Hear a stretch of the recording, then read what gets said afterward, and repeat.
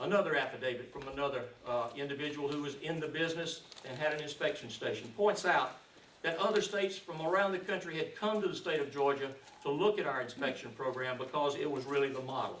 I'm afraid that the state of Georgia has now gone from having one of the better programs in the country to probably having one that's the very bottom and the worst.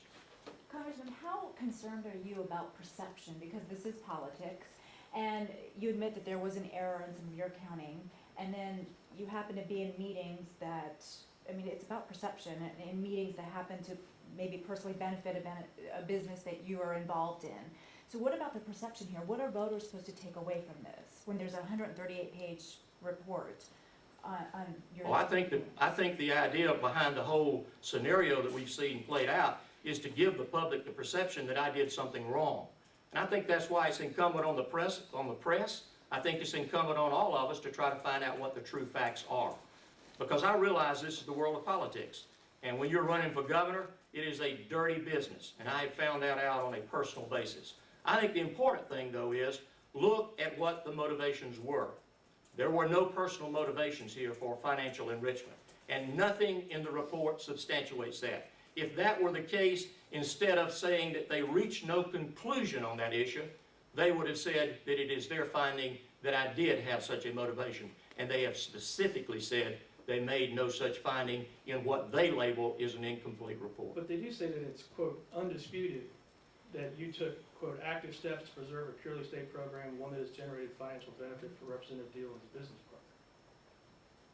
Repeat that, I'm sorry, I didn't understand. It's undisputed, that's from their report, quote, that you, quote, took active steps to preserve a purely state program, one that had generated financial benefit for Representative Diehl and his business partner.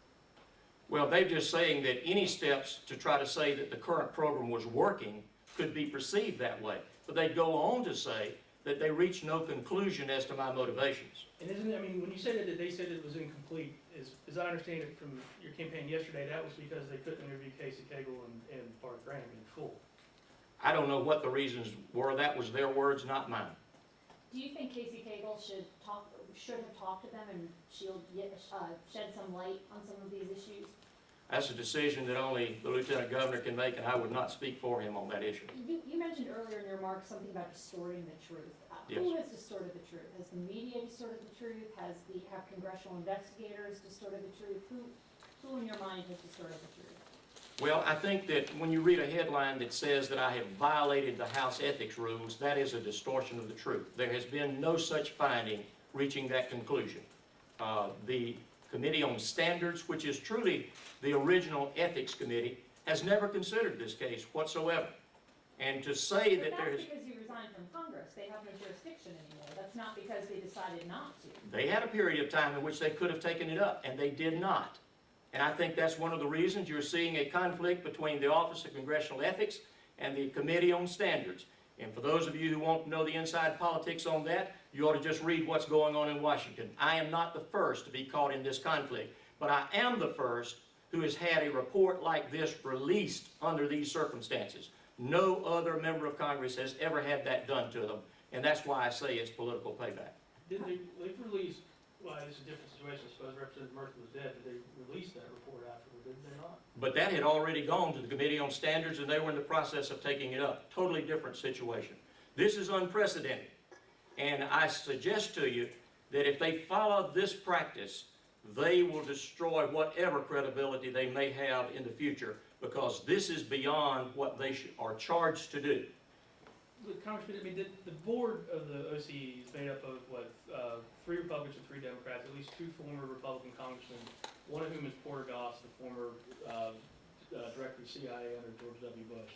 I mean, you mean that even it's so staff-driven that even somebody like Porter Goss would go along with something without knowing the facts or understanding the case? I think he would go along with it when he had not had the opportunity to talk to me or hear from me.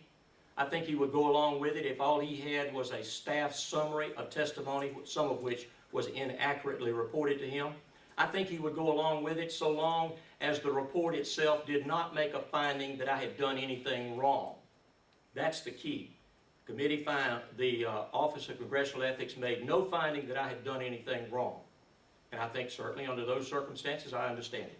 Congressman, this ethics group that filed the original complaint is now calling for a Department of Justice investigation alleging criminal wrongdoing. How do you respond to that? Well, there's certainly no criminal conduct here. I don't know where they're coming from on that. That's just another effort, because after all, you know, with all due respect to the reporter who is here, they filed the original complaint based on the fact they read one AJC article, and that was the basis of the report, that the complaint that they filed initially. Anybody who's willing to do that is willing to do most anything. They want to keep this alive. They want to have a political story. Because you see, they want somebody besides me to be the governor of the state of Georgia. And they know that the polling is indicating that I am the one who's most likely to beat their Democrat candidate. And they will do anything, I think, to destroy me, to try to make sure I don't get the Republican nomination. How much of a distraction has this been for your campaign, and have you considered stepping aside and not running for governor? I have not considered stepping aside. If I were somebody who was willing to simply do that and to run from the truth, then I wouldn't be of a quality to be the governor of this state. I intend to fight it. I intend to tell the truth to the public who wants to understand the truth, and I hope that they will. And with your help, we'll get the facts out and the truth out to the public. But yes, on a personal level, I have served for 12 years in the state senate of this state. 5 of those election cycles, I didn't even have an opponent who qualified to run against me. For the 9 terms to which I was elected to Congress, I had minimal opposition, many years with no opposition whatsoever. My integrity has never been questioned. I am the original author of the first ethics bill that was ever introduced in the Georgia General Assembly. I was the first chairman of the Ethics Committee in the Georgia State Senate. Ethics has always been important to me. I have raised my children that way. My wife believes that we should do what's right, and that's the reason I'm here today, because I want to set the record straight, because I've always tried to do what's right. Congressman, there's been a suggestion that the timing of your resignation helped you avoid any potential ethics penalties. How do you respond to that? My resignation was initially intended to take place much earlier, as you know.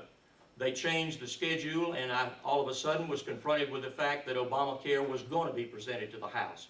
I changed my schedule of leaving. I said I'm going to stay here until this vote is concluded. That's exactly what I did, and when it was concluded, that is when my resignation became effective. It was the issue of voting on health care reform that kept me in Washington. If I'd wanted to avoid something, I could have resigned a lot earlier than that, because I could have avoided all of this. This committee has had this issue before them for about 7 months. It was obvious that they were going to continue to dangle it out there to get whatever political leverage they could get by keeping me in suspense, by refusing to let me see the issues that they say other people were saying. That is the most helpless feeling anybody can have, is to say there are things that are being said about you, but we're not going to tell you what they are. We're not going to even tell you what the source is. No, there's no reason for me other than the fact I concluded my career after that rather historic vote.